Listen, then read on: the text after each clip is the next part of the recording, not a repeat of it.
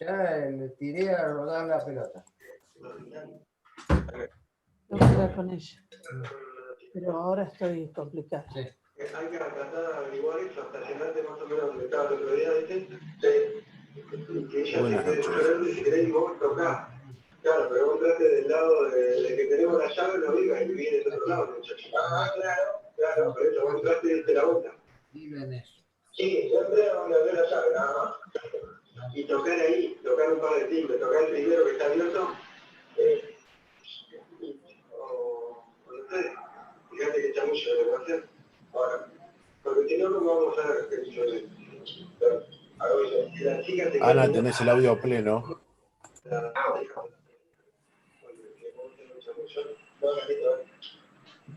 tocar el primero, si viene reventar la puerta y no va. No me cagas. Puede tocar los minutos que hay, Belén que se quede enfrente del terno.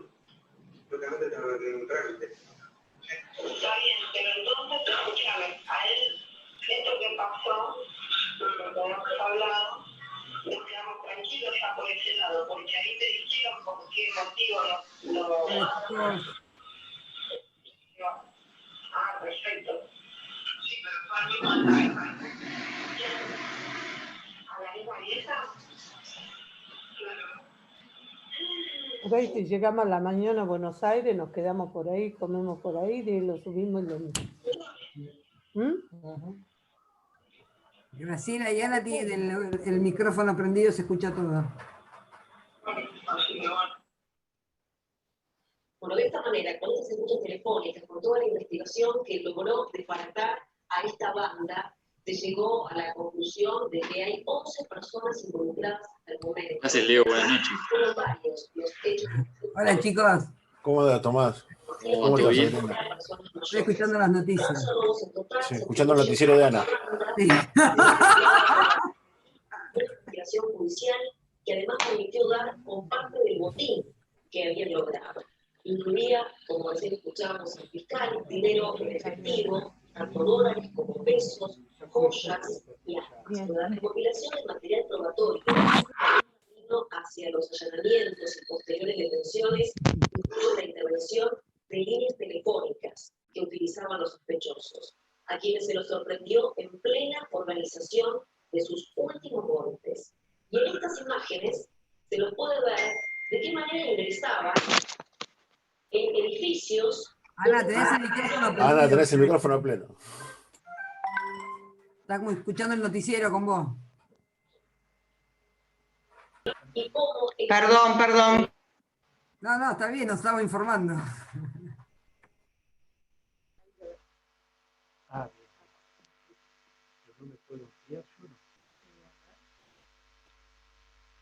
Ahora sí, hola chicos, ¿cómo andan? Hola, Adriana. Hola, Adriana. Buenas noches. Buenas noches. Hola Juancito. Buenas, Juan. Hola. Buenas noches, doctor. Buenas noches. Buenas profesor. noches. Hola. Bien, estamos Buenas bien. noches, Hola, doctor. hola. ¿Nos escucha? Nosotros lo escuchamos. Buenas noches. Hola. Hola. Buenas noches, doctor. Mira, Hola, ¿qué tal? Buenas noches. Buenas noches. Bueno, Buenas noches. faltan unos minutos. Vamos a empezar 20:15.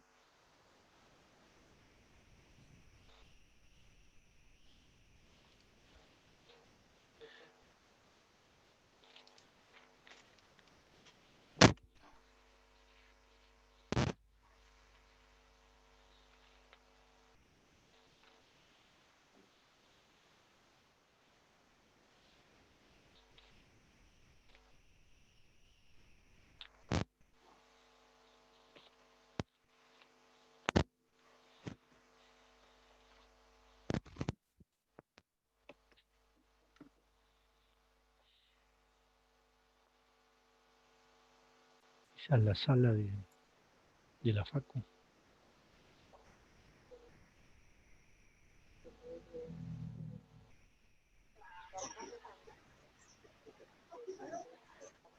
No, pero ¿por qué tan grande esta?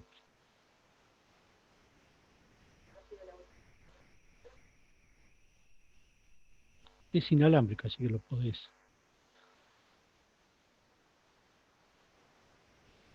Ujú.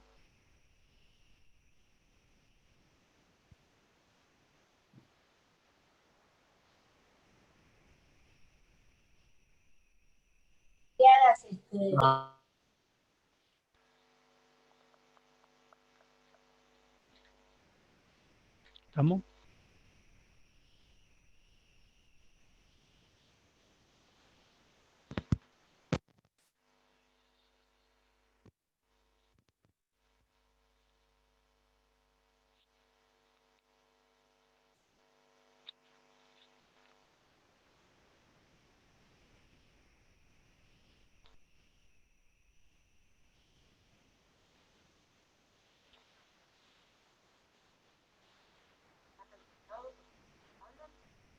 Bueno, dale. ¿Para qué sirve eso? Ah, sí, sí, sí. Claro, claro, está bien, sí.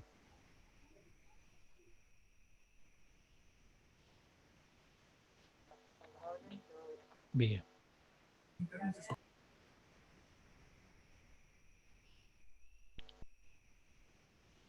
Bien. ¿Me escuchan todos? Sí, doctor. Bien, bien, Sí, bien. sí. ¿Todos están bien conectados? Sí, doctor. Muy Sí, bien, se escucha bien. bien. Hoy vamos a ver dos temas importantes y útiles. Me refiero la importancia y la utilidad para el ejercicio profesional. ¿Bien?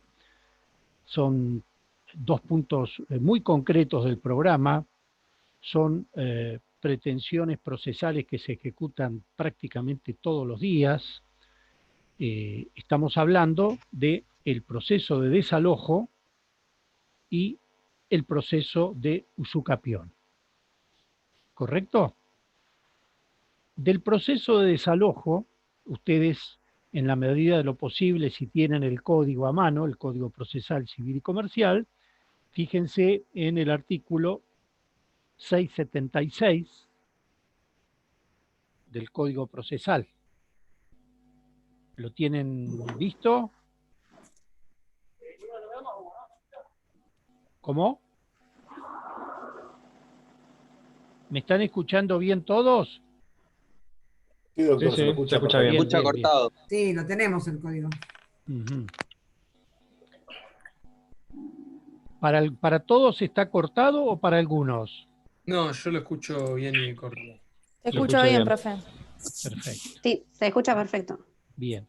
Lo que vamos a hacer ahora, en 4 o 5 minutos, lean del código del artículo 676 al 676 al 677 inclusive.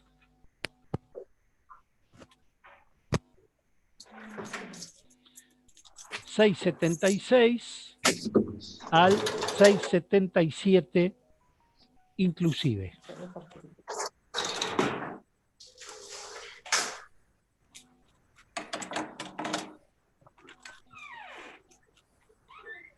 Esto es útil para que ustedes, a la medida que yo vaya exponiendo, estén consustanciados de los temas que vamos a tratar.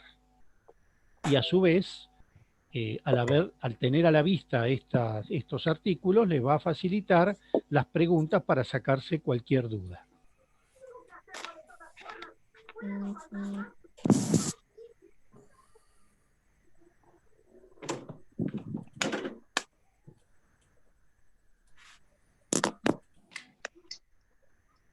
Después que veamos el proceso de desalojo, vendrán las preguntas y después nos abocaremos al proceso de usucapión.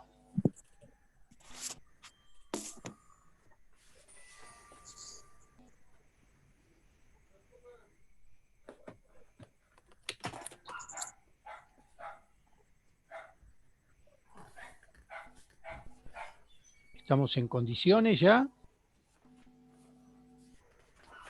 Sí, doctor. ¿Sí?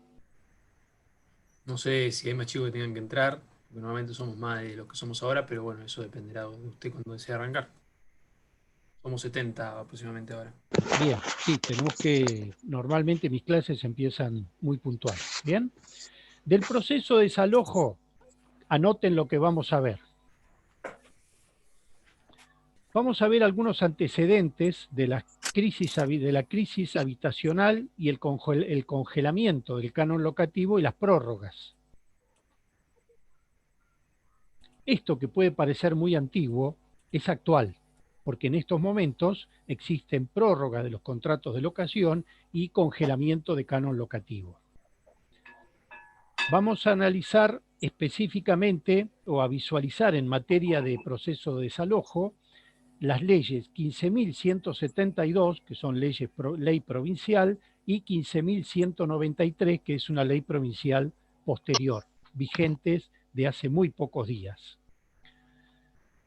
Vamos a ver, como siempre hacemos, la legitimación activa, o sea, quién está en condiciones de iniciar una demanda de desalojo, la legitimación pasiva, o sea, quiénes son sujetos pasivos de una demanda de desalojo, la competencia judicial,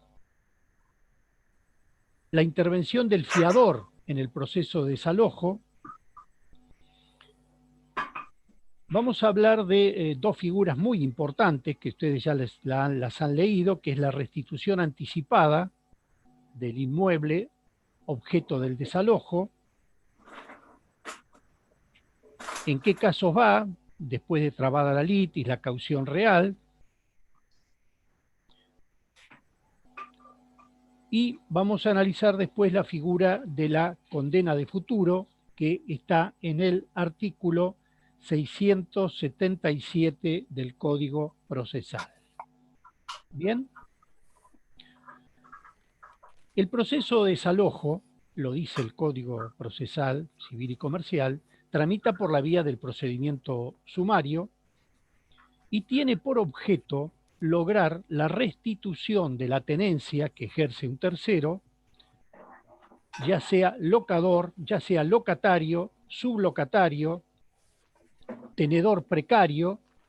El código finaliza diciendo y o cualquier otro ocupante cuya obligación de restituir sea obligatoria. O sea, fíjense ustedes que en materia de proceso de desalojo, la legitimación activa y la legitimación pasiva es muy amplia. Por ejemplo, para ustedes, ¿quiénes estarían en condiciones de iniciar un proceso de desalojo? Es decir, ¿quiénes son los legitimados activos? El propietario, El tenedor, el condómino, Bien, los Ah, herederos, el los administrador. herederos, sí. El administrador y el administrador del... se me fue, no es litis consorcio. El fondo fiduciario, el fiduciario. el el comodante, acreedor hipotecario, Bueno, sí, pero el acreedor hipotecario está en condiciones de iniciar la restitución del bien después de la subasta, ¿no es cierto? No es una figura típica esta. ¿Por qué? Es una figura muy atípica, ¿me siguen? Porque en definitiva, el demandado en esta restitución de la ejecución hipotecaria es propietario. Entonces, no podemos hablar técnicamente de un desalojo porque al propietario no se lo desaloja. ¿Entienden? Entonces, tenemos, se olvidaron del principal, el locador, el propietario, el administrador de un consorcio sometido al régimen de la propiedad horizontal cuando hay algún ocupante que genera disturbios en forma permanente, el comodante con relación al comodatario, el consorcio de propietarios con relación al encargado después de despedido que se niega a restituir la propiedad después de pasados los 60 días de que fue despedido y le intimaron que restituya la propiedad. Y por supuesto, los herederos de estas personas, los herederos del locador, los herederos del propietario, están en condiciones de iniciar la demanda de desalojo. Como parte demandada, ¿quiénes son? Es la otra cara de la moneda, a ver. El locatario. El locatario, el sublocatario. O quien tenga la tenencia de la propiedad o de la cosa locada, digamos. O el intruso. El Tiene uso y intruso. goce de la, el uso y goce Poseedor de la ilegítimo. No, Cualquiera. ahí bueno. ¿Cómo? Un poseedor ilegítimo. No. El proceso de desalojo, y esto es importante que lo tengan en cuenta, es para que se restituya la tenencia, no la posesión. Si hay un poseedor, ¿ustedes vieron derechos reales? Sí. Bueno, si hay un poseedor, ¿cómo intento recuperar la propiedad? La acción de restitución, no me acuerdo bien. Reivindicatoria. Una acción reivindicatoria, correcto. Para el desalojo, si hay alguien, un demandado, que invoca y prueba mínimamente que está ejerciendo actos posesorios, la acción de desalojo va a ser rechazada, porque la acción de desalojo es contra un tenedor, no contra un poseedor. En la medida que este poseedor no invente, después que le llegó la notificación de la demanda, que hizo una pared, que levantó el techo, etcétera, etcétera. ¿Interpretan? Pero si el que está ocupando demuestra que es poseedor de la cosa, la demanda de desalojo va a ser rechazada y el juez le va a decir, vaya por una acción posesoria, le va a decir a la parte actora, o por una acción reivindicatoria. ¿Bien? ¿Está entendido esto? Y esto que les estoy diciendo es útil en la tarea profesional de ustedes, porque es altamente probable que cuando ustedes se reciban, la gente conocida, el papá, el tío, la tía, no les van a dar para que hagan un juicio de reivindicación. Lo primero que le van a dar, y lo más fácil, es un juicio de desalojo. Entonces, hay determinadas particularidades de este proceso que ustedes tienen que tener muy en cuenta, porque aparece como una cosa sencilla que ningún cliente va a entender cómo le rechazaron la demanda de desalojo, que en principio aparece como un proceso sumario sustentado en un contrato de locación, muchas veces con firma certificada. La crisis habitacional, el congelamiento de los alquileres, no es una cosa nueva. Esto desde el año 1950 en adelante hubieron muchísimas leyes de prórroga de alquileres, de congelamiento de alquileres, en momentos en los cuales durante muchos años el propietario con los alquileres congelados y el contrato prorrogado no podía ni siquiera llegar a pagar los impuestos de la propiedad, lo que dio origen a una total retracción de la oferta inmobiliaria, y el remedio fue peor que la enfermedad. Hasta que a posteriori, después de la ley 23.091 y de la 18.188, se liberaron los alquileres, el mercado inmobiliario para alquilar se flexibilizó, y ahora actualmente, en estos momentos, debido al COVID-2019, se dictaron en provincia de Buenos Aires dos leyes, que son la 15.172 y la modificatoria, que es la 15.193. En la 15.172 se dispuso el congelamiento del canon locativo a partir del mes de marzo, es decir, todos los contratos que tenían una cláusula de ajuste a partir del mes de marzo, el locatario, estaba habilitado para pagar el alquiler que venía pagando al mes de marzo, y la posibilidad de refinanciar en 3 o en 6 cuotas todas las diferencias que no estaba pagando precisamente por el congelamiento del canon locativo. Y además estableció la prórroga de los contratos vencidos o por vencer hasta el 31 de marzo del 2021. Bien, a posteriori, la ley 15.193 prorroga la 15.172, pero lo que hace es que esta prórroga es únicamente para los contratos de locación destinados a vivienda, dejando afuera los contratos de desalojo o los lanzamientos relacionados con otros destinos, como podría ser el destino comercial. ¿Mm? Lo cierto y concreto es que estas dos leyes de emergencia tienen que ver con la normativa nacional de emergencia precisamente, los decretos de necesidad y urgencia, y tienden en alguna medida a paliar un poco la situación de la desocupación y de los cierres de comercios que altamente probable les ha impedido a muchos locatarios hacer frente al canon locativo que venían pagando hasta ese momento. La 15193 está vigente, están prorrogados los contratos de locación hasta el 30 de marzo de 2021. ¿Está entendido esto? ¿Mm? La legitimación pasiva, como vimos, también es amplia. La competencia, generalmente en materia de competencia territorial, la cuestión no es tan difícil de dilucidar porque ¿qué establece el último de los artículos de todo contrato de locación?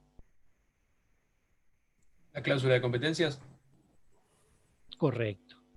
¿Y qué podrá decir esa cláusula de competencia? ¿Dónde va a ser la competencia para si se presenta un litigio futuro en relación al contrato? ¿Y dónde podría ser esta competencia? En el lugar donde está asentado el inmueble. En principio, por lo que establece el código, donde nace la obligación personal del contrato. Y si no, es improrrogable, a menos en algunos casos. Lo que acuerden ahí. Seguro. Donde las partes pacten. Si las partes pactaron en la quiaca, salvo que se trate de un contrato de consumo, si se trata de una relación de consumo, porque por ejemplo el locatario contrató con una empresa que se dedica a alquilar muchas propiedades, a lo mejor un propietario que tiene muchas propiedades y hace del alquiler su actividad económica habitual, uno podría invocar la ley de defensa del consumidor y decir, no, esta cláusula de prórroga de la competencia a Santa Fe o a Rosario no es válida, tiene que tramitar en Mar del Plata.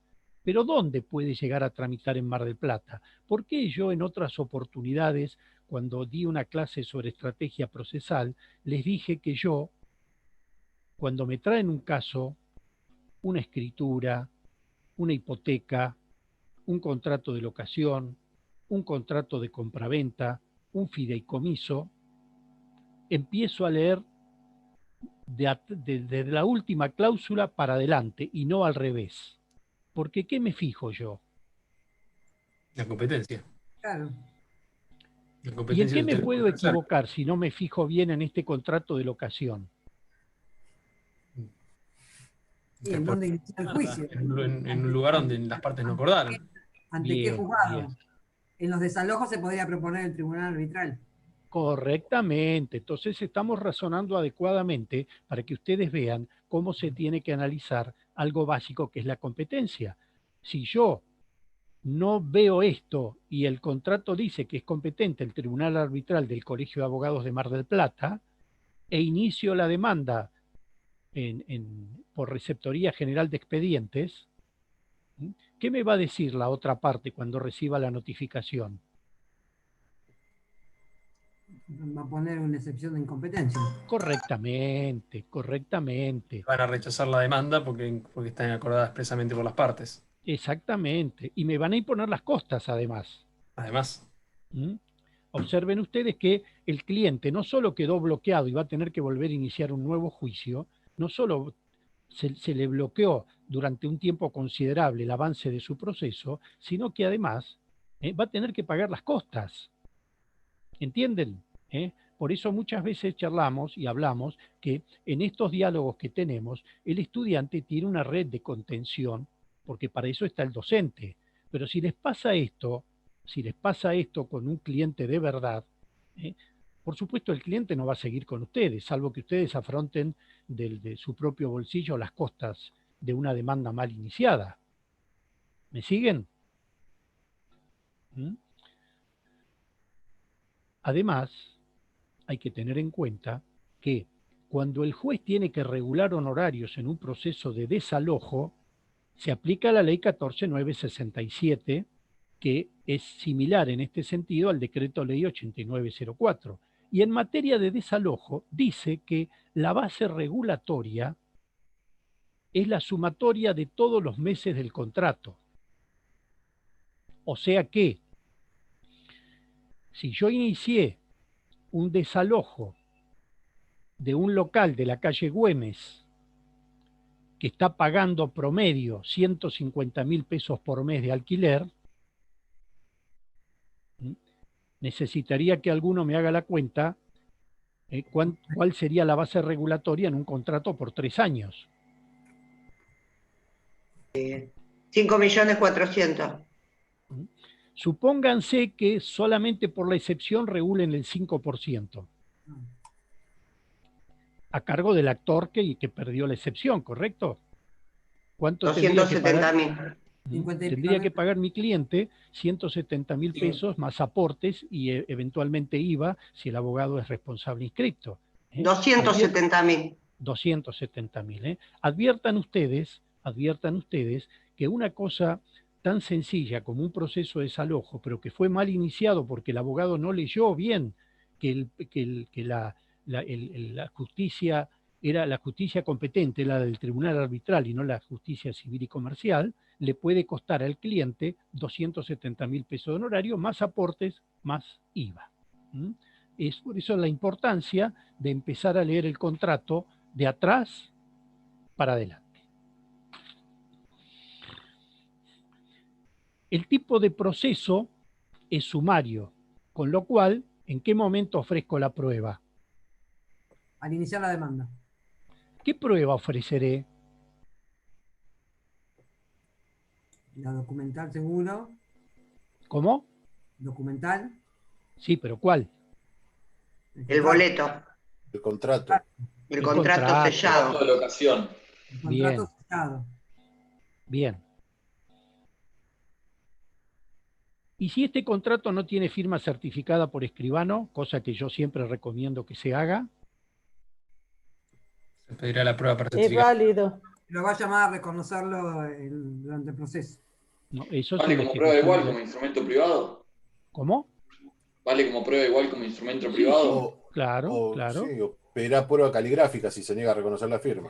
Es lo que voy a decir. Se solicitará como prueba que las partes concurran a verificar las firmas y si no lo hacen se solicitará la prueba caligráfica como perito. Una prueba Bien, pericial. las partes no, la parte demandada. Ustedes Claro, tienen que una de las ofrecer- partes, la parte actora que presenta el documento, como tiene la carga de prueba, como dice el artículo, alega la prueba para poder acreditar la verosimilitud de las firmas. Correcto. Y esto se tiene que ofrecer junto con el escrito de demanda, porque si el contrato de locación no tiene la firma certificada y ustedes se olvidaron de ofrecer la pericial caligráfica y el demandado le niega la firma, se les cae el juicio. ¿Está entendido? Por eso ustedes tienen que tener en cuenta que en este proceso y en cualquier otro tipo de proceso, tienen que ofrecer siempre la prueba supletoria, porque ustedes tienen que partir de la base que el abogado del demandado les va a negar lo innegable. Y si el proceso se inicia por el propietario, que no firmó contrato de locación, ¿qué prueba acompaño? La escritura del inmueble. La escritura del inmueble. ¿Y qué Los más? recibos de pago. No. Los recibos de pago la tiene de otra parte para mí. Correctamente. ¿Y? ¿Y un certificado de dominio? ¿Testigos? ¿Certificado de dominio? ¿Por qué? ¿Por qué el certificado de dominio? Sí. Y para acreditar la titularidad del dominio. Porque yo puedo haber vendido la casa Claro. y le dije al escribano, no, mire, no encuentro la escritura. Y bueno, y el escribano hizo la escritura con un segundo testimonio. Y yo me quedé en mi poder con la escritura. Y en la otra parte me va a decir, no, mire, desconozco la calidad de titular registral de fulano. Entonces, a pesar de que yo acompañe una escritura, tengo que ofrecer como prueba supletoria un informe, un pedido de informe al registro de la propiedad o, como dijeron ustedes, acompañar un informe de dominio del cual surge que yo sigo siendo titular de ese inmueble para promover la acción de desalojo siempre y cuando, volvemos al tema, no tenga el contrato de locación firmado. ¿Bien? Y como otra cara de la moneda, cuando hay alguien que firmó un contrato de locación, pero no es propietario, el locatario no puede ampararse en ninguna defensa para decir no reintegro la propiedad porque el que me está demandando no es propietario, porque el que lo está demandando como locador. Y si él recibió de una persona como locador y firmó como locatario, es a esa persona a la cual le tiene que restituir la propiedad, independientemente que sea o que no sea el locatario. ¿Está claro este punto? Perdón, doctor, ¿Sí? esta última parte no la entendí. A veces sucede en la praxis que, por ejemplo, el hijo, porque el padre no quiere figurar como locador por una razón impositiva, aparece el hijo firmando un contrato de locación. Pero el hijo no es el dueño de la casa, el dueño de la casa es el padre. Entonces, a veces el locatario, para defenderse, dice, no, pido que se rechace la demanda porque el que me está demandando no es propietario. Y el juez le va a decir, usted le tiene que devolver al locador, no al propietario. No importa si el que le alquiló es o no propietario. Ese será un problema entre el locador y el dueño. Pero usted firmó un contrato de locación y la restitución de la propiedad tiene que hacerse al locador y no necesariamente tiene que coincidir con que sea propietario. ¿Está claro? ¿Bien? Bueno, esto entonces, Gracias. para sintetizar el hecho de que al ser por un procedimiento sumario la vía que corresponde, tiene que ofrecerse toda la prueba al momento de promover la demanda. Y lo que indica la praxis, ya desde hace muchos años, lo que indica la praxis profesional es que cuando uno promueve una demanda de desalojo y el locatario es Juan Pérez, la demanda se inicia contra Juan Pérez y o quien resulte ocupante o subinquilino. Esto quiere decir que cuando llega el momento de hacerse el lanzamiento por medio del oficial de justicia, el oficial de justicia va a desalojar al locatario y o cualquier otro ocupante o familiar que se encuentre en esa propiedad. Puede llegar a ocurrir que si ustedes no utilizan esta fórmula de demandar a Juan Pérez y o quien resulte ocupante o subinquilino, pueden haber terminado el juicio con una condena favorable contra Juan Pérez, van con el oficial de justicia, van con la policía, van con el cerrajero, van con la ambulancia y resulta que el que está dentro no es Juan Pérez. Entonces, para evitar esta situación, la sentencia tiene que salir, como ustedes lo han pedido en la demanda, contra Juan Pérez y o cualquier otro ocupante o subinquilino. ¿Está claro? Una consulta, ¿eso se da por el simple hecho de interponerla contra Juan Pérez o hay que solicitarlo expresamente? No, hay que solicitarlo. Por Hay eso que solicitarlo, si no, no es oponible a ese tercero de buena fe. Claro, correcto. Por eso les estoy explicando la importancia que tiene de hacer este agregado cuando se promueve la demanda. Y claramente uno lo tiene que citar a ese tercero, o sea, tendría que conocer quién podría ser, porque si no, tendría el derecho. A veces no se conoce, porque a veces puede ser que ese tercero, entre comillas, haya ingresado después de la demanda, porque el locatario le subalquiló a otro después de haber, me interpretan, entonces uno no podría nunca haberlo conocido, ni aún habiendo realizado una constatación mediante un mandamiento de constatación o mediante un notario. Por eso es contra cualquier otro ocupante o subinquilino. Yo no lo sé si existe o no existe, pero puede existirlo. ¿Bien? Tenemos ¿Qué en pasa este sentido... en el caso, Sí. en el caso que haya menores en la vivienda? Bueno, esto es materia de jurisprudencia reciente, muy reciente, que ya viene tratándose este tema de los menores. Muchas veces el cliente, el locador, viene y dice, ah, mire, sí, tengo que iniciar el desalojo, pero está con los hijos menores de edad. Entonces, la existencia de hijos menores de edad no es obstáculo para que se ejecute el desalojo. No es obstáculo para que se ejecute el desalojo. Pero sí hay una ley provincial que indica que antes de hacer el desalojo tiene que notificársele a un organismo que en este momento no lo tengo presente, como si fuera un organismo de protección de los menores, para ver, antes de que vaya el oficial de justicia, con el oficial, con la policía y la ambulancia y todo lo que corresponda, va a haber un tiempo, a lo mejor de 20 días, 25 días, un mes y medio, para que este organismo de la municipalidad o de la provincia intente reubicar a estos menores que están conviviendo con su familia. Pero la existencia de menores, insisto, no es obstáculo para que se proceda al desalojo. Podrá demorarse un mes más, 45 días más, por esta reubicación que tiene que hacer un organismo social, que a veces es de la provincia, a veces es de la municipalidad. ¿Está claro? Perfecto. Gracias, sí. Tenemos dos figuras muy importantes en el 676 bis y ter. Bien. Que es la figura de la restitución anticipada.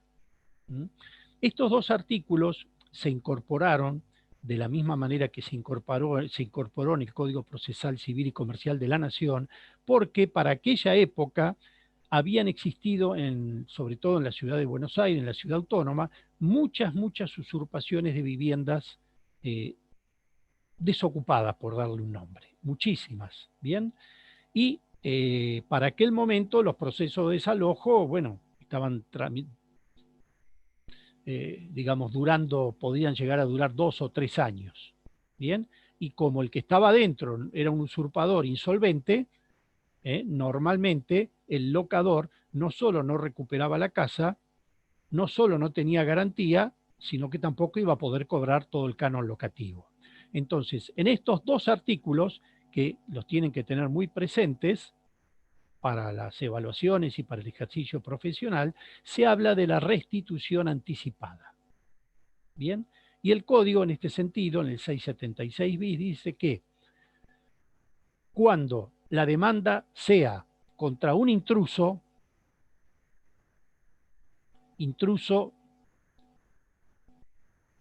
es el que ingresa a la propiedad en forma oculta, de noche, rompiendo algún elemento de defensa que le permita ingresar.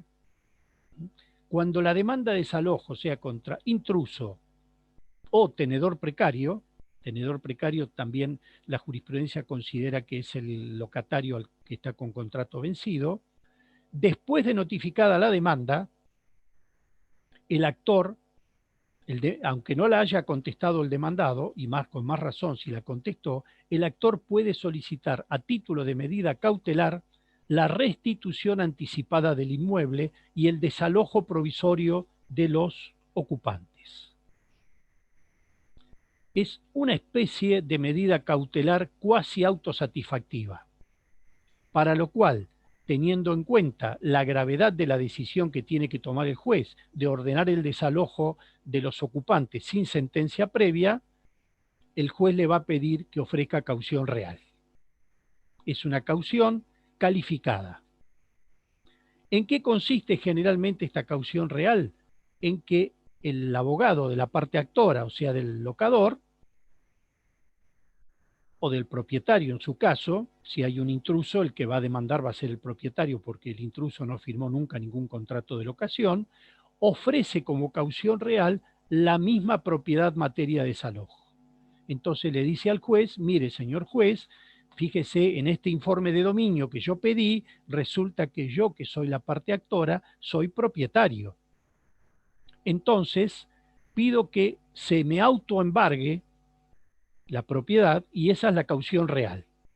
Esto quiere decir que si yo después falseé los datos, mentí o hice algo incorrecto, y después resulta que el desalojo que usted me concede en forma anticipada fue ilegítimo, el desalojado, entre comillas, va a poder resarcirse con la caución real, demandando los daños y perjuicios que dice haber sufrido, y acá yo le ofrezco a vuestra señoría la constancia de que se libre un oficio al registro de la propiedad para que se embargue mi propiedad.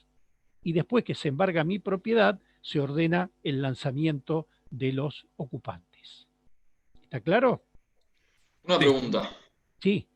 Es decir, que la persona se autoembarga la propiedad para ofrecerla como garantía de que si el desalojo que él está solicitando no es legítimo, la persona que se desaloja se pueda cobrar con esa garantía que él ofrece. Correctamente. También el locatario, ustedes han visto ya medidas cautelares, ¿no? Sí. Sí, sí. Bueno, entonces, ¿qué otra cosa podría ofrecer el locador como garantía real, por ejemplo? Otros bienes muebles. Un seguro de caución. Seguro de caución. Por ejemplo. ¿Dinero? Dinero. ¿Ustedes depositarían dinero, pesos argentinos? No. No. Definitivamente.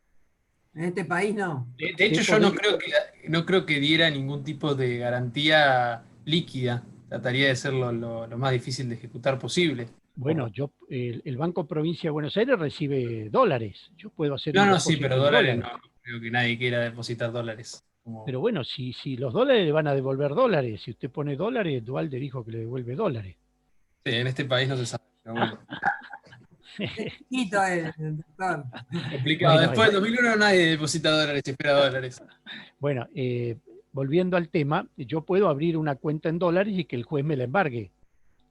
Puedo poner plata a plazo fijo en el Banco de la Provincia de Buenos Aires, puedo ofrecer un plazo fijo que yo tengo en algún banco. Si hay distintas variables, le estoy dando distintas variables si es que no quieren trabarse embargo sobre la propiedad, ¿correcto? ¿Podría también ofrecer una sesión de derechos? ¿Y una sesión de derechos sobre qué? ¿Y sobre alguna sucesión o sobre alguna materia que a usted lo habilite a cobrar esa suma de dinero en el otro juicio, digamos? Sí, podría ser. Podría ser. Fíjense que acá el código cualifica una medida cautelar, la contracautela real, por los efectos que puede producir esto. Le reitero, como decían ustedes, estoy desalojando a toda una familia. Si la desalojé ilegítimamente, los perjuicios son grosos. Por eso no admite ni caución juratoria ni fianza personal y exige caución real, por la gravedad de la situación, porque yo le estoy pidiendo al juez, el partido recién empezó, devuélvame la casa. ¿Está entendido? Bien, esto tramita bajo la forma de una medida cautelar cuasi autosatisfactiva. Digo cuasi autosatisfactiva porque en realidad, después que me devuelven la propiedad y me ponen me restituyen la tenencia del inmueble, no es que ahí se termina el juicio. El juicio tiene que seguir adelante hasta que salga la sentencia. La única tranquilidad que tiene mi cliente es que está dentro de la casa, o que por lo menos la recuperó. Doctor, y el locatario está afuera. Doctor, yo le quería consultar porque usted dijo una medida autosatisfactiva y yo pensé también, como el juicio también, digamos, surge a partir de un desalojo y es un proceso, ¿por qué no sería una sentencia anticipada? ¿Por qué no podía Bueno, ser?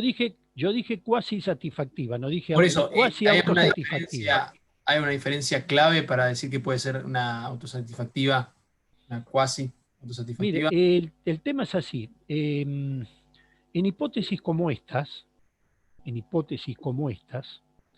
habitualmente, cuando sale esta resolución de restitución anticipada, ¿ustedes qué piensan que hace el demandado?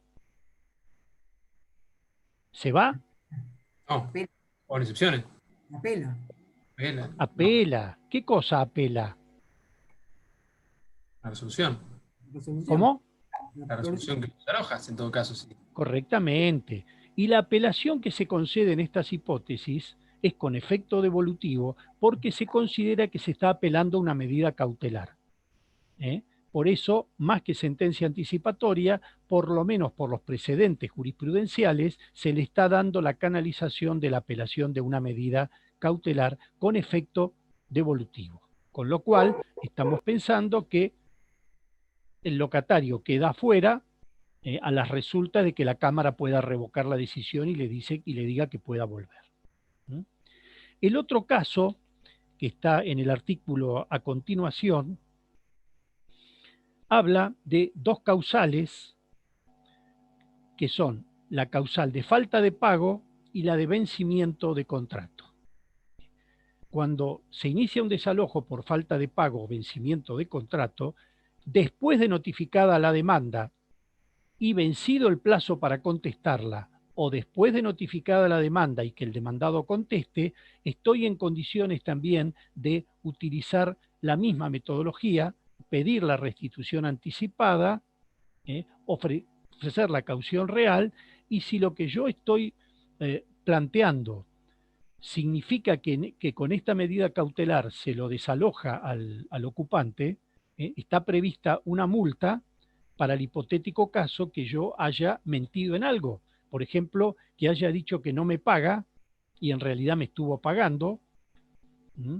Y para eso está prevista especialmente una multa que ha quedado en pesos, cuando en realidad todas las multas del Código Civil, del Código Procesal Civil y Comercial se transformaron en valor ius. Pero estas dos figuras de la restitución anticipada, les reitero, son muy útiles en el ejercicio profesional, son muy valoradas por el cliente por el hecho de poder recibir la propiedad anticipadamente y no dentro de 2 años cuando termine el juicio de desalojo y vaya a la Cámara y vaya a la Suprema Corte, etcétera, etcétera. Por eso es de mucha utilidad que ustedes tengan presente estas dos vías para obtener la restitución anticipada de la propiedad y no tener que esperar la sentencia final de desalojo con el ofrecimiento, la producción de la prueba, la apelación de la sentencia que se dicte, etcétera, etcétera.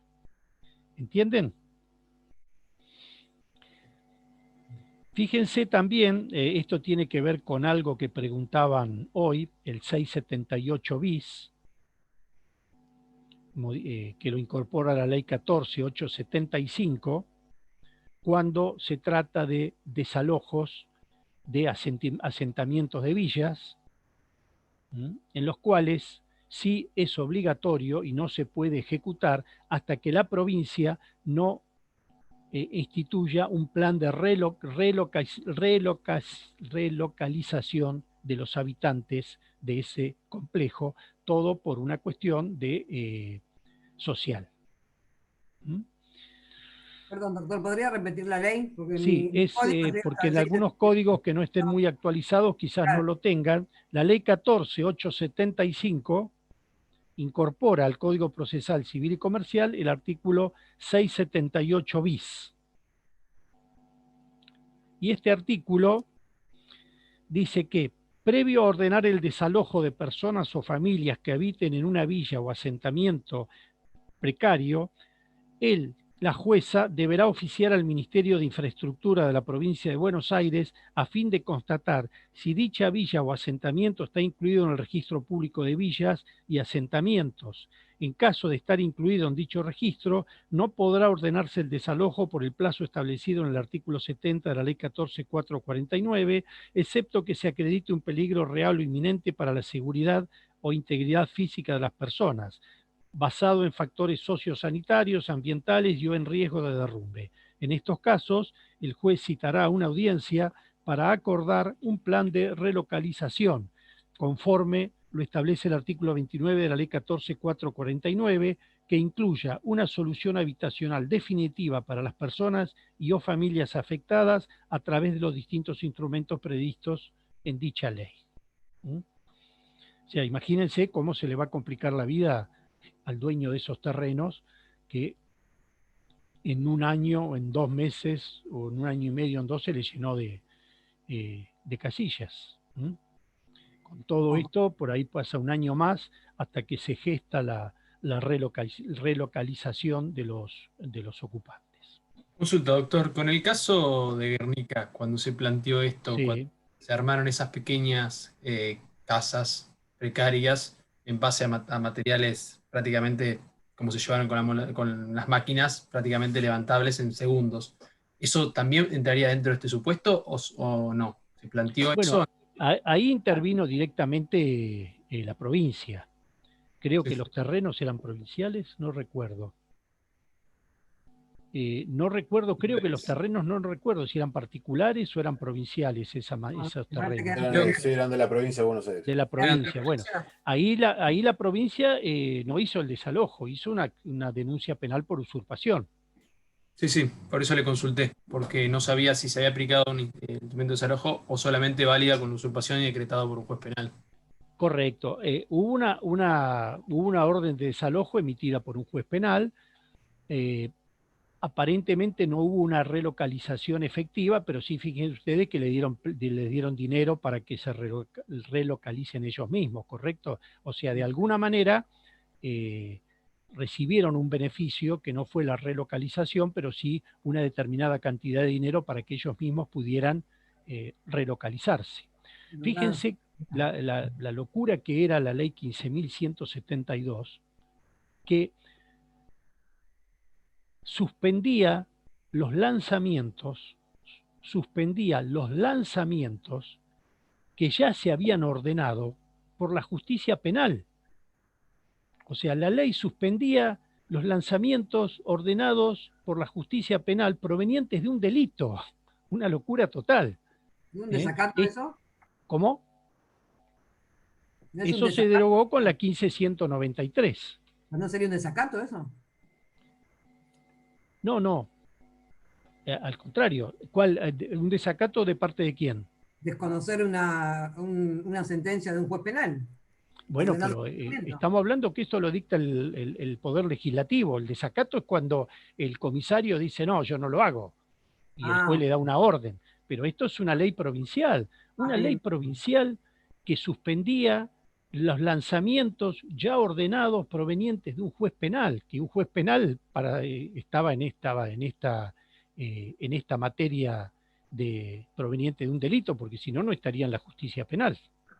Aparte, Afortunadamente, en la 15.193, esta prohibición de no ejecutar lanzamientos ordenados por un juez penal desapareció totalmente. Si no, se imaginan, estaba usurpado medio Buenos Aires.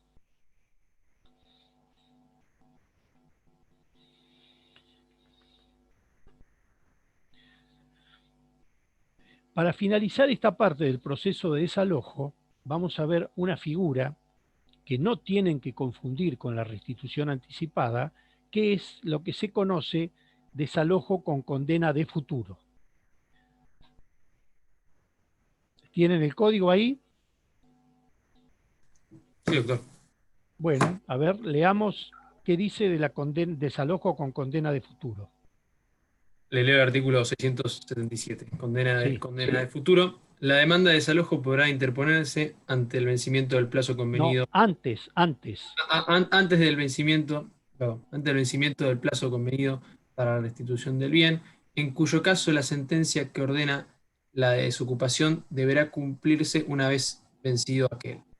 Las costas serán a cargo del actor cuando el demandado, además de allanarse en la demanda, cumpla con la obligación de desocupar el bien o de devolverlo en la forma convenida. Bien.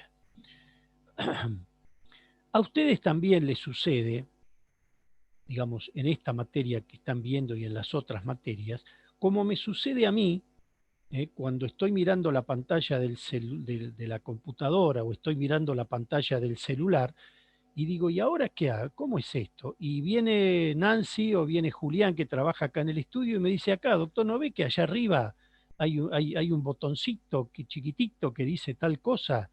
¿Qué significa esto? Que yo, mirando la misma pantalla, no me doy cuenta de iconos que son fundamentales para el seguimiento del proceso informático. ¿Bien? ¿Y qué significa? Que esto que ustedes leyeron no lo entienden y está escrito. Y entonces, con mi explicación lo van a entender de la misma manera que entiendo cuando me dice Julián o Nancy, no, mire, doctor, ¿no ve que allá arriba hay un icono que dice que para ir al Google tiene que ir por acá y no por allá? ¿Bien? ¿Qué significa este artículo? Que, reitero, no tienen que confundir con la demanda del pedido de restitución anticipada. Acá tenemos un contrato de locación, ¿correcto? Que vence dentro de 2 años, o 3, porque ahora con la ley 27551, la nueva ley de locaciones urbanas, que modifica el Código Civil y Comercial, tenemos un contrato de locación que vence dentro de 3 años. ¿Lo tienen? ¿Sí? Sí, doctor. Sí. Bien.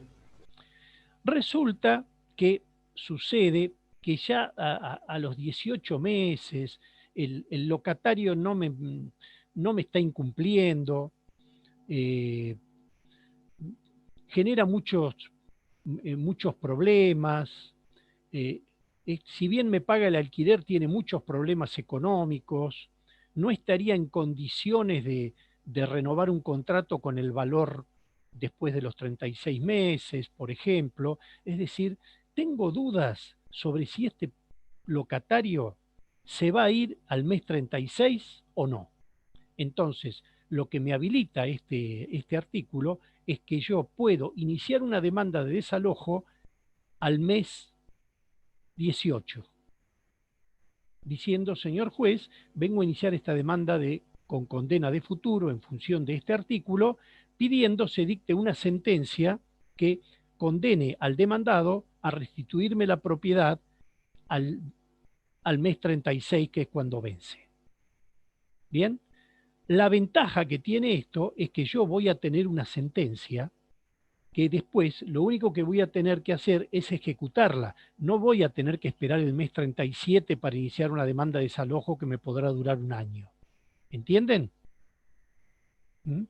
El problema que tiene esto para el propietario, el problema que tiene esto para el locador, que es el cliente de ustedes, es que si el locatario se presenta en el expediente, se allana, dice que se va a ir el mes 36 y se va el mes 36, las costas las tienen que pagar ustedes. Por un lado, la seguridad de tener una sentencia previa, pero por el otro lado, que si el locatario se va y cumple con el contrato, ustedes, el cliente de ustedes va a tener que pagar las costas. Y si se trata del mismo local de Güemes de 150.000 pesos, ya no va a ser el 5%, va a ser como un proceso completo, le van a regular el 15% al abogado de la otra parte. Profesor, Entonces, ¿y esta figura se puede aplicar? ¿Esta figura se puede aplicar si uno propuso la intervención del tribunal arbitral del Colegio de Abogados? ¿También? ¿Cómo? Esta figura que está diciendo usted de ¿cómo es? La cosa El desalojo con condena de futuro, sí, si está pactada la competencia del tribunal arbitral, es factible. Bien, bien. Lo que hay que tener en cuenta con el tribunal arbitral, que funciona bien, que tiene jueces muy calificados, los 3 jueces, es el problema final. ¿Por qué? Porque cuando yo tengo la sentencia de desalojo más rápida en el tribunal arbitral, bien, el tribunal arbitral no tiene el ejercicio de la fuerza pública, ni puede decirle al oficial de justicia ni a la policía desalójenlo. Yo tengo que obtener, primero, pagar los honorarios de los integrantes del tribunal arbitral. Una vez que pague esos honorarios me van a dar un testimonio de la sentencia. Con el testimonio de la sentencia tengo que ir a receptoría de expedientes e iniciar la ejecución de la sentencia. Y me van a pedir que pague tasa de justicia de nuevo allá. Bien, entonces esta situación hace que a veces al no tener los tribunales arbitrales el poder de ejecutar, que le falta el elemento de la jurisdicción, que es la executio, tienen que caer en receptoría para iniciar un incidente de ejecución de esa sentencia. Entonces tengan presente que esta figura del desalojo con condena de futuro puede ser de utilidad, pero hay que utilizarla con cautela, porque si el locatario restituye la propiedad, se allana y restituye la propiedad cuando vence el contrato, las costas las va a tener que soportar el cliente de ustedes, pagándole los honorarios al abogado del locatario que se allanó y cumplió con la entrega de la propiedad. Desde mi punto de vista, con las figuras de la restitución anticipada, que son dos artículos posteriores a esta figura del desalojo con condena de futuro, desde mi punto de vista en estos momentos no es conveniente esta figura del desalojo con condena de futuro, porque yo tengo las herramientas de la restitución anticipada del 676 bis y del 676 ter. ¿Está claro? Sí, doctor. Fíjense si tienen alguna pregunta.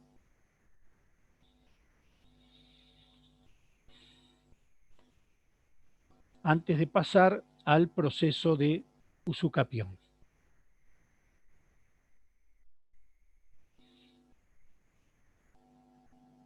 Lean el articulado de nuevo, interpreten lo que les estoy explicando de la restitución anticipada, de las dos formas de restitución anticipada por las distintas 4 causales: tenedor precario, intruso, falta de pago, vencimiento de contrato, la caución real. Yo, Sí. En cuanto al locatario que ha dejado de pagar el alquiler. ¿Cómo? Perdón, el locatario que dejó de pagar el alquiler, ¿se exige un... No escucho, hay una interferencia, ¿no? Está saliendo con mucha fritura, Manuela. De última, pasarla por el chat y se la leemos si querés. A ver, de nuevo.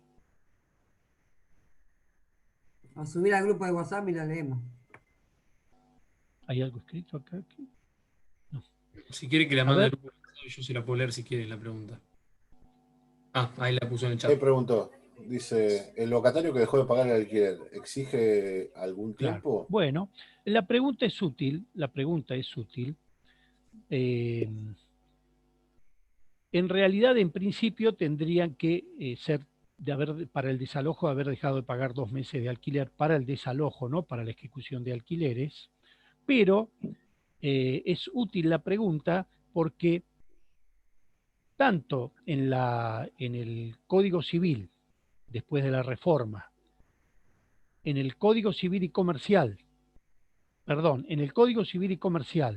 y en la ley 27551 de locaciones urbanas, hay un artículo que establece que cuando la falta de pago es de un inmueble destinado a vivienda,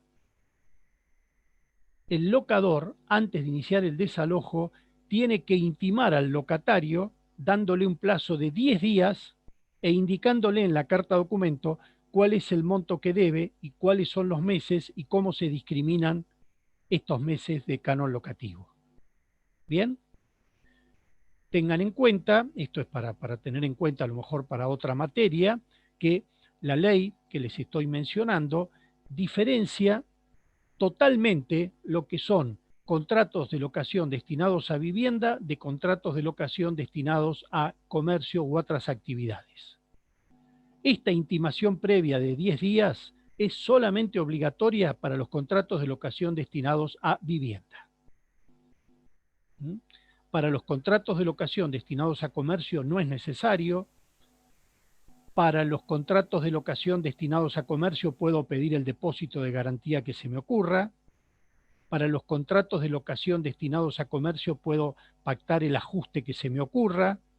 Para los contratos de locación destinados a comercio puedo pactar el alquiler en función del comercio que se esté ejecutando. Puedo decir si alquilo para una estación de servicio, puedo establecer el canon locativo en un equivalente de tantos litros de nafta super en determinado lugar, por ejemplo.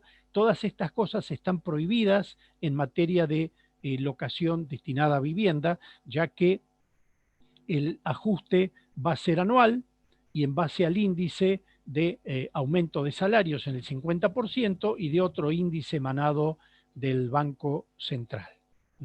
Pero estas prohibiciones, les reitero, no se aplican a los contratos de locación destinados a vivienda, destinados a comercio, cocheras, bauleras y otro tipo de actividades, profesionales, por ejemplo.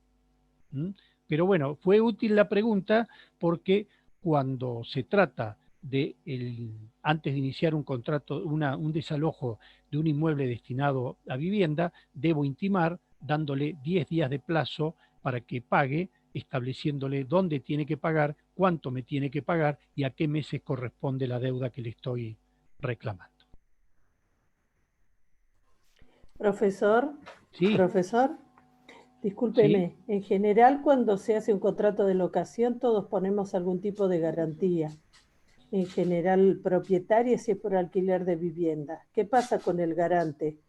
Bien, muy buena la pregunta. Excelente la pregunta porque la tenía acá anotada. Vamos al desalojo.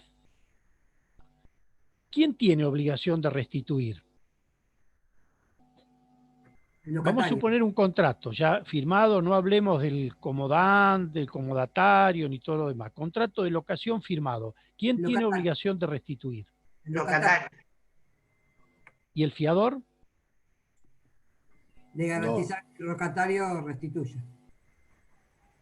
¿Lo puedo demandar al fiador?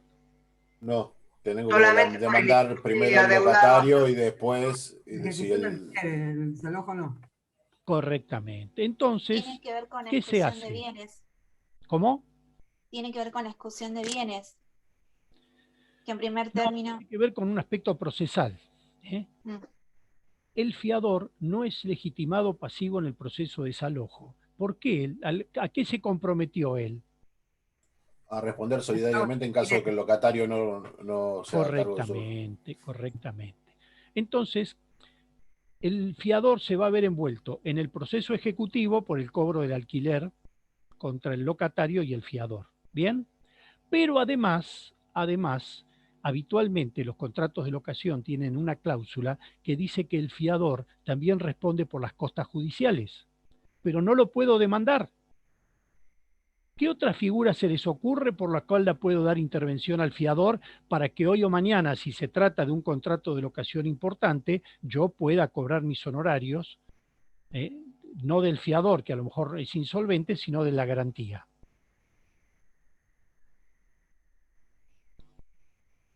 Si no interviene como demandado, ¿cómo lo podría citar yo?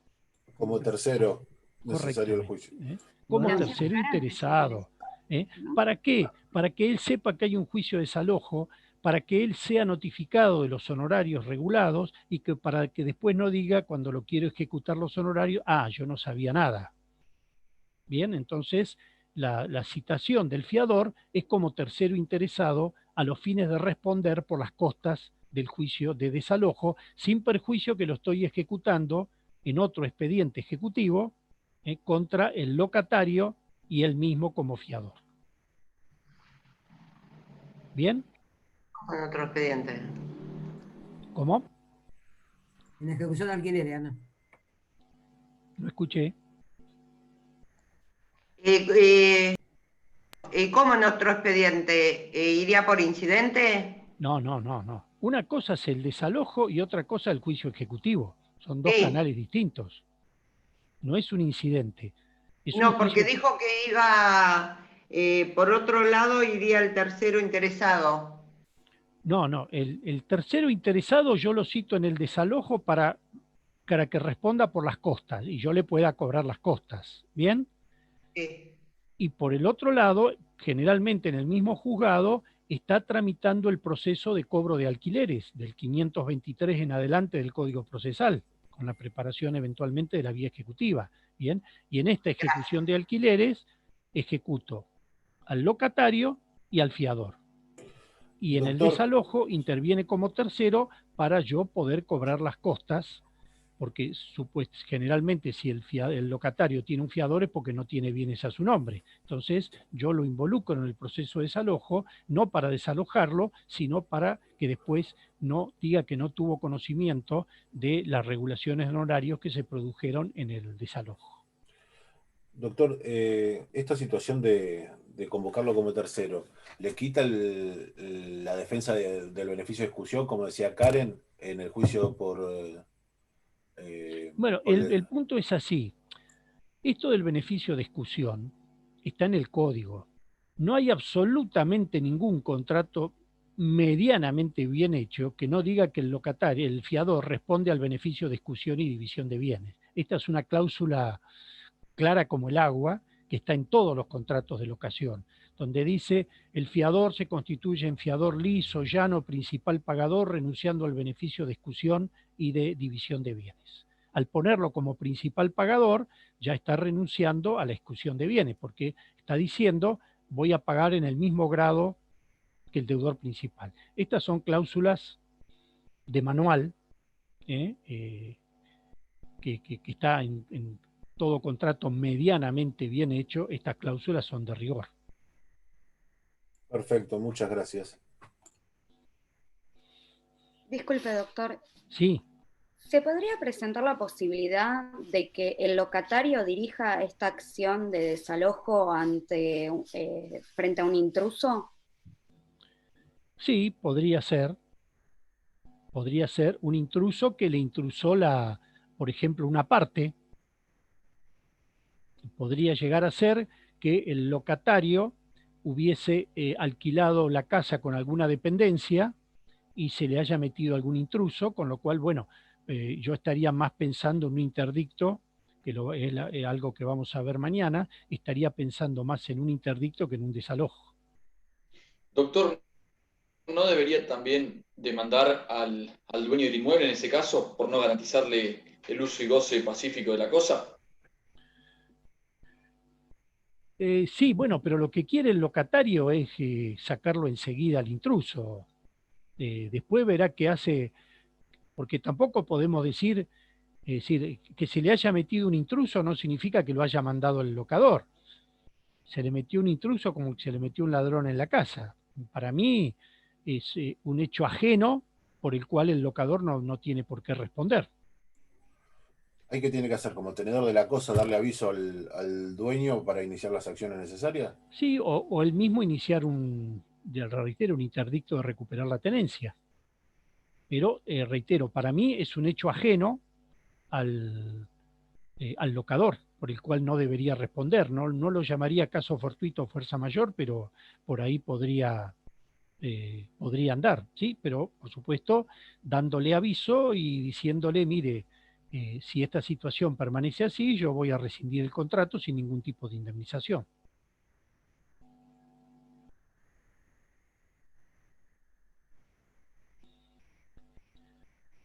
Bien. Se nos ha llevado casi toda la... ¿Alguna pregunta más de este tema?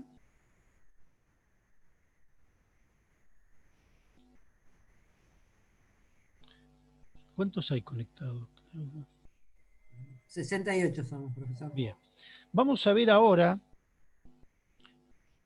el proceso de usucapión y vamos a hacer, como hicimos recién, lean del 679 al 682 inclusive, y vamos a dedicar lo que queda de la clase para analizar el proceso de usucapión.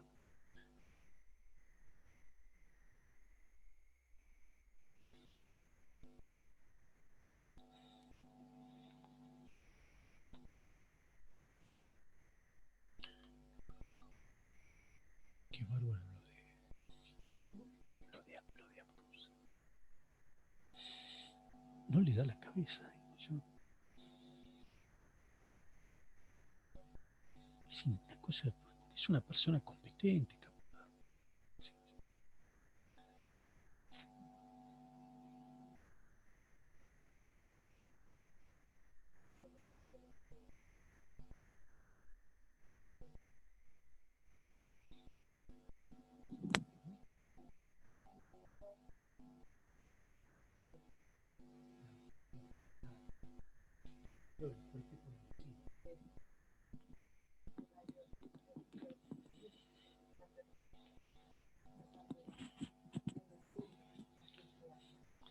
¿Están ya bien?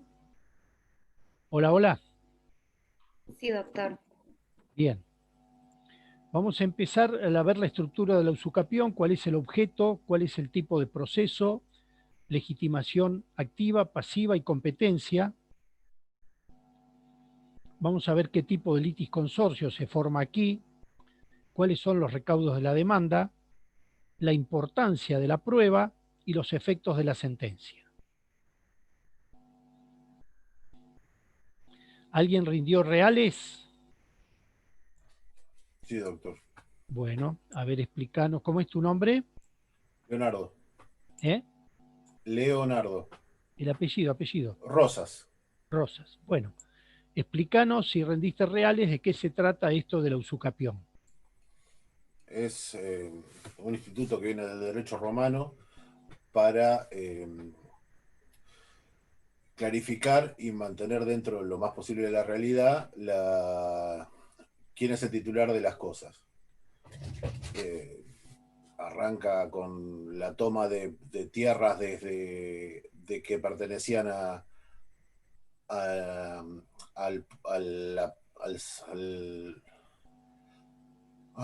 los dioses, digamos, pertenecía al clero romano, que como los que no eran ciudadanos romanos, el que no era pater familia no podía tenerlo, empezaron a tomar ese tipo de tierras para el uso, hasta que vino el primero de los emperadores, que no me acuerdo el nombre, y empezó a aceptar las creaciones pretorianas de darle el derecho de defensa.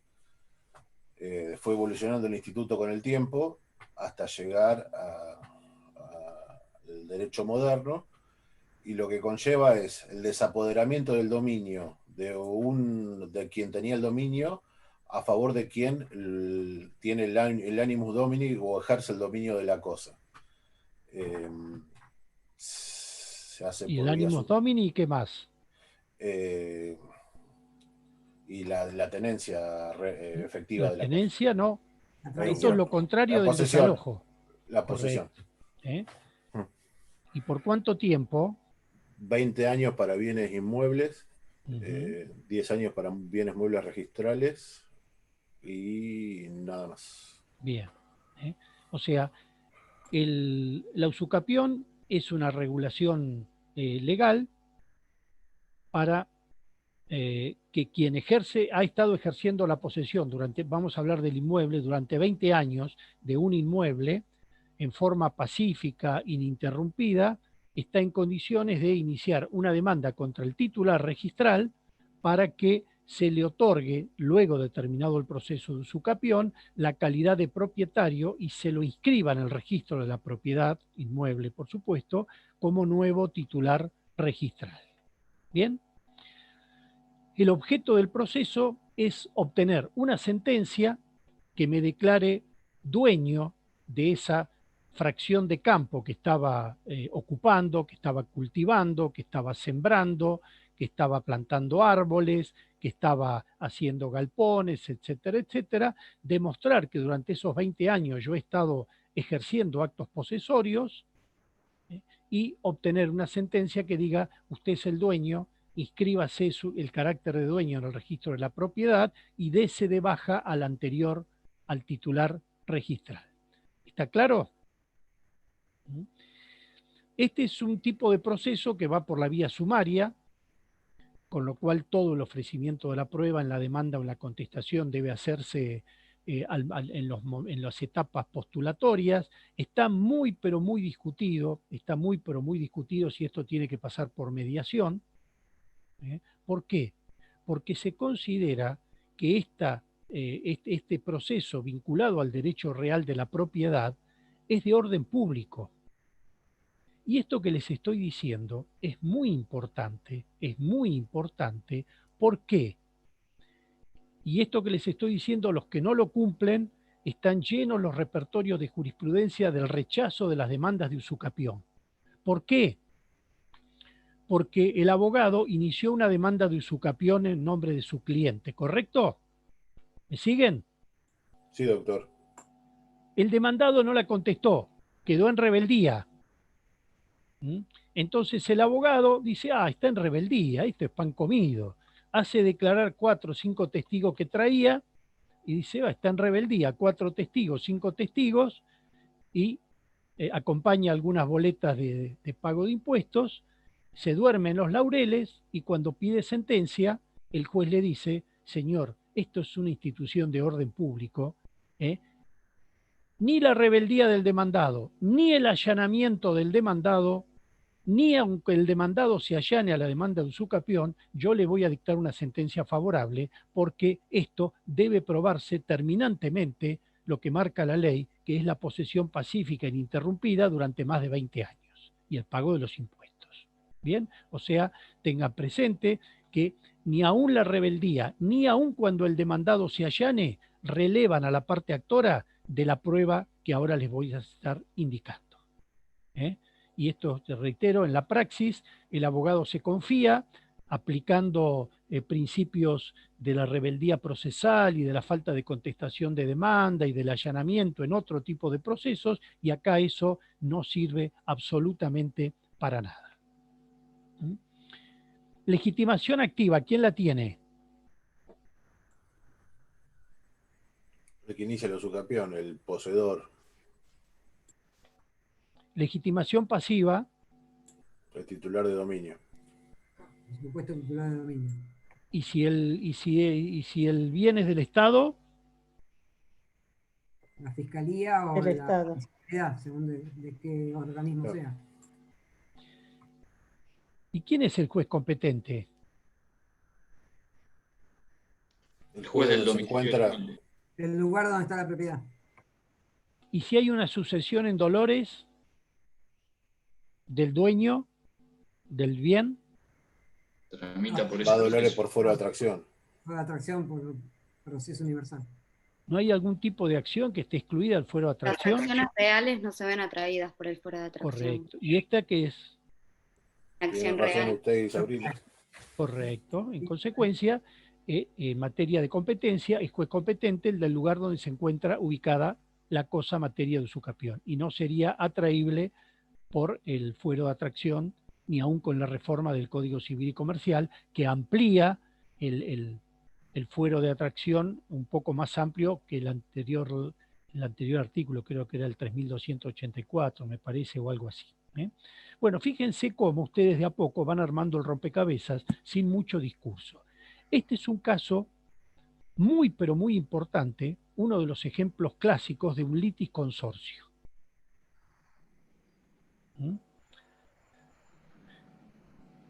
Si hay, por ejemplo, porque en algún momento eran muchos hermanos y se adjudicaron en condominio el campo que se está en materia de usucapión, y hay 39 titulares registrales, ¿a quién demando? A cualquiera. O sea Todos que yo juntos. demando a uno y comprometo a los otros 38 No hay que mandar a todos los titulares. Tiene que demandar a todos los titulares que figuran en la cédula del registral. porque se trata de qué tipo de litis consorcio. Necesario. Necesario. Si hay, Necesario. si hay 198 titulares de dominio y yo demando a 190, me van a rechazar la demanda, porque es un litis consorcio necesario, y si es un litis consorcio necesario, tienen que intervenir absolutamente todos los titulares registrales. Es un litis consorcio necesario. ¿Bien? Tienen que intervenir, quiero decir, tienen que haber sido notificados. Puede decir que efectivamente no intervengan, pero si yo, reitero, tengo 200 titulares registrales e inicio la demanda nada más que contra 195, y no hago nada contra los otros 5, el juez me va a rechazar la demanda, porque no puede ser que el dominio esté adquirido o el dominio se haya perdido para 200 para 195 y se mantenga vigente para 5. Es un típico caso de litis consorcio necesario que impone obligatoriamente la demanda y la citación y la participación, o no, pero sí la notificación de todos los titulares registrales. Los recaudos de la demanda están en el código. A ver, ¿qué tengo que acompañar según el código cuando inicio la demanda? El certificado de dominio. ¿Para qué? Para constatar el dominio del inmueble. ¿Cómo? Para constatar quién surge como titular del dominio. Correcto. ¿Qué más? Plano firmado por profesional. Es un agrimensor que tiene que delimitar lo que yo estoy usucapiendo. Aun cuando Dice se posición pacífica. Claro, bueno, eso va a ser materia de prueba, eso va a ser materia de prueba. Bien, pero con la demanda, recaudo de admisibilidad de la demanda, el informe de dominio, el plano de mensura para usucapir, que lo tiene que firmar un agrimensor o un ingeniero civil y tiene que estar registrado en un organismo que cambian todos los días, pero es un organismo de catastro que toma nota de estos planos. Y con esos elementos promuevo la demanda de usucapión, acompañando y ofreciendo toda la otra prueba que tenga, todo lo que pagué de impuestos municipales, de ARBA, de expensas, de obras sanitarias, cuando hice el garage, cuando planté los árboles, si tengo algo, tengo que ofrecer, es muy importante de acuerdo a la naturaleza del bien que estoy intentando usucapir, tengo que ofrecer una prueba pericial acorde con lo que estoy usucapiendo. Si estoy usucapiendo, por ejemplo, una propiedad en la cual yo hice una pileta de natación e hice un quincho y un garage, yo ofreceré un perito arquitecto o un ingeniero en la especialidad de materiales que me determine cuál es la antigüedad de esos materiales incorporados a la pileta de natación o al quincho o al garage. ¿Siguen?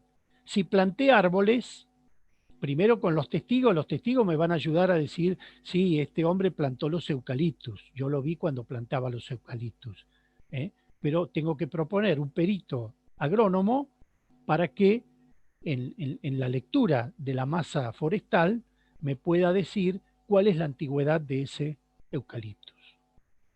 ¿Bien?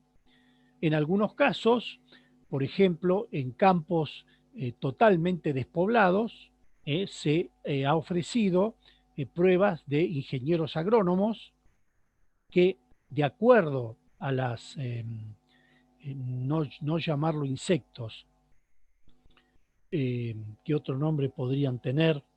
Seres vivos.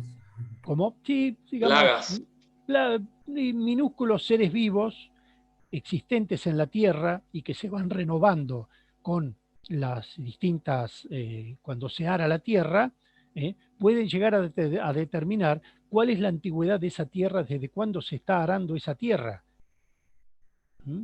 Y ese es materia de un ingeniero agrónomo. Pero nunca, nunca, nunca tienen que dejar de hacer hincapié en la prueba pericial, porque con los testigos lo único que es muy endeble la prueba testimonial. De hecho, como dice el código, con la sola prueba testimonial no van a lograr absolutamente nada. Entonces tienen que completar generalmente con la más importante, la más prevalente de las pruebas, que es la prueba pericial. Si no, le van a rechazar la demanda. A veces, por ejemplo, actualmente hemos tenido casos en el estudio en los cuales hemos podido probar la antigüedad de las construcciones. Se trataba de un galpón en un campo, de unos galpones en un campo bastante extenso. Hemos podido probar la antigüedad de esa construcción con las declaraciones testimoniales y con algunas vistas aéreas registradas en la Municipalidad de General Pueyrredón de vistas aéreas de mucho más de 30 o 40 años atrás, donde las fotografías aéreas reflejaban la existencia de esos galpones en el campo que estaba usucapiendo el cliente. O sea, Hay muchas variantes probatorias para integrar una prueba tan importante en una materia de orden público. Los efectos de la sentencia, para ir finalizando, los efectos de la sentencia son que el juez declara propietario a la persona que estaba usucapiendo y ordena la inscripción de esa sentencia en el registro de la propiedad. Cuando llega el oficio al registro de la propiedad ordenando la inscripción de la sentencia, se borra al anterior titular y queda en su lugar el que ha obtenido la sentencia favorable. ¿Está entendido? Esto está aclarado de esta manera, y lo dice el Código Procesal, porque antes, el proceso de usucapión no era contradictorio. Por ejemplo, todo lo que es el barrio San Carlos, cuando se piden informes de dominio, aparece todo el barrio San Carlos a nombre de un tal Letieri. ¿Por qué? Letieri era una persona que antes de que existiera el proceso contradictorio, el proceso era voluntario. Entonces Letieri iba al juzgado de Dolores, porque en Mar del Plata ni siquiera existía juzgados, y hacía una información sumaria. Se iba con 3 personas que decían, sí, Letieri cultivó acá, sí, Letieri plantó aquel arbolito, sí, Letieri tenía las vacas acá, y como no había contradicción, el juez le otorgaba la posesión y la propiedad a Letieri. Pero como el proceso no había sido contradictorio, cuando la sentencia llegaba al registro de la propiedad en La Plata, se lo inscribía a Letieri, pero no se borraba al anterior, con lo cual es muy común actualmente que cuando uno compra, si bien ya gran parte está saneado, pero cuando uno compra un lote en el barrio San Carlos, aparece la figura que se conoce de doble dominio. O sea, aparece por un lado el titular y después se le suma Letieri. Y hay que hacer todo un procedimiento administrativo para sanear esa situación de doble dominio. Este es el motivo por el cual ahora el código aclara que la inscripción de la sentencia borra al titular anterior, porque el titular anterior fue demandado y fue representado ya sea por su abogado particular o por el defensor de ausentes. Las preguntas a esta segunda parte, porque ya estamos las -4, la dejamos para mañana. Mañana vamos a ver preguntas de usucapión y vamos a ver interdictos. ¿Bien? Mañana entonces continuamos a las 20:15 con preguntas de locación y de usucapión y empezamos después. Sí. ¿Qué artículos son los de interdicto? Si los vamos leyendo. 602 en adelante. Listo. Bueno, bien. Perfecto. Gracias, profesor. Mañana seguimos. Buenas noches, que descansen todos. Lo importante de esto es que sin perjuicio de no ser presencial, se parece lo más posible a mis clases presenciales. Esto es, fíjense ustedes cómo, en función de una serie de preguntas, ustedes fueron armando el rompecabezas y sin haber estudiado el tema en especial, pudieron ir deduciendo soluciones de por qué es liticonsorcio necesario, por qué hay que demandar a uno en el desalojo, por qué hay que demandar al otro, quién es el juez competente en la usucapión, qué puede pasar con una cláusula que yo no leía en el contrato que decía que la justicia competente era el tribunal arbitral y la inicié mal. O sea, adviertan ustedes que a pesar de este sistema que no es tan amigable como una clase presencial, ha sido participativa. Muchas gracias, profesor. Bueno, nos vemos mañana. Gracias, buenas noches. Doctor, buenas noches. Gracias. Adiós. Bueno, salió bien,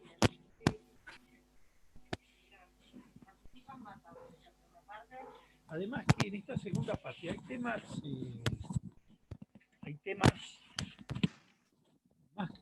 más concretos.